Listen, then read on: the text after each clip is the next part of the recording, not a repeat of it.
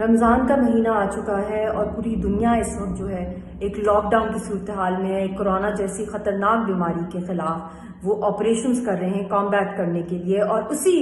صورتحال کا فائدہ اٹھاتے ہوئے جب گلوبل اٹینشن کورونا کی طرف ہے، ہندوستان اس میں مصروف ہے کہ زیادہ سے زیادہ کشمیریوں کا قتل عام کرے، ان کے خلاف کالے قوانین پاس کرے. ابھی یہ حال ہی میں نیو ڈومیسائل لا پاس کیا ہے، جس کے تھرو وہ لاکھوں کی تعداد میں ہندوستان کے ہندوؤں کو سٹیزن شپ دینا چاہتے ہیں کشمیر کی. اور اس کے علاوہ وہاں پہ جو اس وقت قتل عام کیا جا رہا ہے کشمیریوں کا، صرف اپریل کا ایک مہینہ آپ اٹھا لیں تو 33